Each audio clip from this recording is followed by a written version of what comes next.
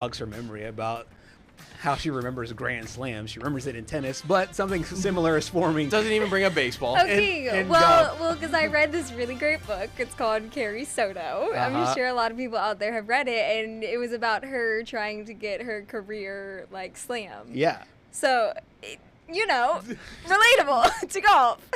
What we're learning in real time is her brain associations are hilarious to us, and sometimes they just pop up right as the middle of we're coming back on this segment. But it is appropriate talking about a Grand Slam and talking about a career slam, because Jordan Spieth, who started at the gate, and I think a lot of people kind of consider him one of the prime contenders to be the next Tiger Woods. And there was a lot of discussion about who that person would be. And Rory McIlroy was thrown in there, Justin Thomas was thrown in there, and Jordan Spieth, and rightfully so, because he had played so well on the back half of the Tiger's prime. He's won 3, though. He's looking to win 4. The only one he hasn't won is this tournament. Is this one. Is the PGA Championship. Well, Patrick will bring you in here because I believe that he is playing well. He hasn't been playing horribly. He hasn't been embarrassing himself in the past, I would say maybe 2 years or so. I know he's dealt with some injuries as well. Do you think this is the year that he can get it done? It's the same question that Rory McIlroy faced for a bajillion years up until last year. Exactly. Every time he got to Augusta, Georgia, hey, you think you can complete the Grand Slam? Right. You think you can finally win the Masters this year? And he's had to answer that question over and over and over again. And all it took was one really good round on Saturday to put himself in position to have a chance at a green jacket. He really, outside of the year where he kind of let the back nine slip away from him, his only other true opportunity, I think, was 2022 when he made that late charge on Sunday. Right. But he was already out of the tournament, kind of like how Scotty was already out of the tournament in the last couple of tournaments. Spieth, I want to say that he's going to get it done soon. I really do, because he is one of the more likable golfers on the tour. The thing is, he's been in pretty close to the final group in a few tournaments this year. The only thing now is, he's starting to dwindle back a little bit. He's starting to, recess just a little bit. And that's what's kind of giving me like, I just don't know. And, I think when you took a look at before last season even started, when Scotty Scheffler only had, the green jacket, he was still the favorite to be the next Grand Slam. Right. Or after Rory won, he was still the favorite, even though he still needed to win 3 majors. And Spieth just needed to win the PGA Championship. Well, Scotty's like, yeah, I'll take the PGA Championship. I'll take the Open.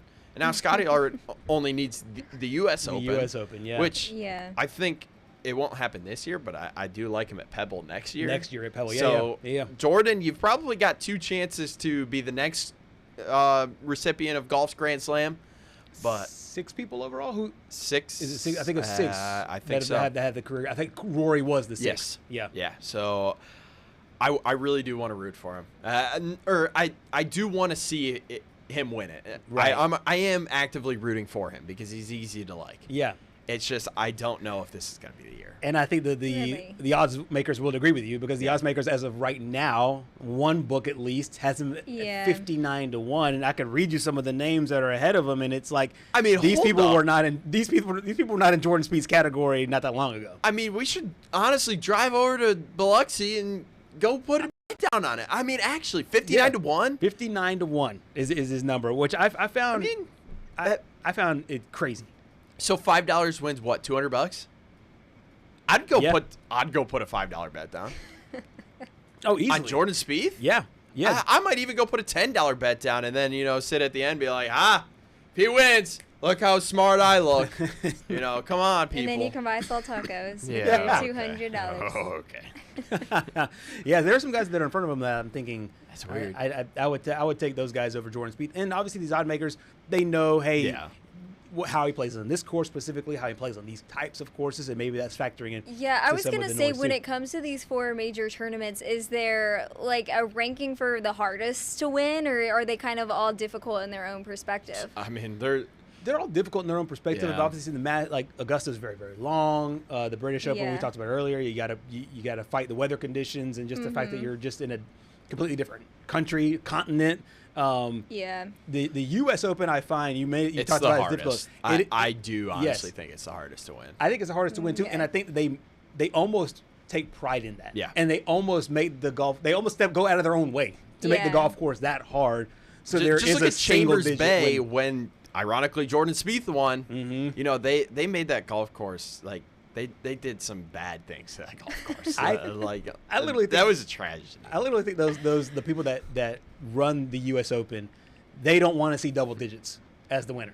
Okay. They want to see 9 under for the tournament. For the tournament. What Got Tiger it. did that one year? I mean, insane. what was it? 2000? Yeah, 2000. Yeah, that's just never gonna happen again. Yeah, absolutely. Like just no way.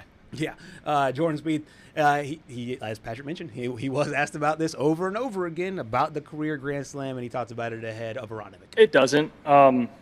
If you're talking about scheduling and stuff like that, I mean, our schedules are kind of pretty set in stone. We, if you're in the elevated events, you tend to want to play them unless you have the luxury of maybe being able to miss one. Like for me right now with Dallas and Fort Worth, I'm in an interesting part of the schedule, but having played 2 very difficult golf courses leading into this is helpful, I think. I don't mind a 3rd week in the row. I've played some of my best golf, having been the 3rd week in a row, but I got to get kind of some legs under me after the last 2, and everybody's kind of doing that. I think most of the field played last week, so one of a few places. So as far as the career Grand Slam, it's this tournament's always highlighted. If I could win one more tournament in my life, it would obviously be this one for that reason. But the easiest way to do that is to not try to, in a weird way. Just go out and get ready for the first hole, get a good game plan in, and attack it the way it needs to be attacked. And my game's been getting better and better, and it's plenty good enough to have a chance to win. So it's just about working my way into contention. I was able to do that a couple weeks ago. That was being the last couple groups on the weekend was the first time this season. So I'm glad I was there, and hopefully this I can do that this week and do better. He has a very calm, centered approach as he tries to go for the career slam. Just a yes or no. Do you think he gets it done? I'm going to say yes just because I'm rooting for the guy. Honestly, you're one of those people that if Yeah. you're rooting for them, you have the full faith in them. I do. You do it with American Idol. You do it with this. It's just Except my girl didn't. She didn't come away with the win. it on permeates. American It Idol. permeates Oh, your no. whole world in a way that I really like. Because usually I'm a fan, but I can step away. You're a fan and you're in. Oh no, I'm all in. You're in. Yeah, I'm in it. Even at For the 50, long win it. haul. even at 59-1, she's in. Aronimik starts tomorrow. I have our picks at the end of the show.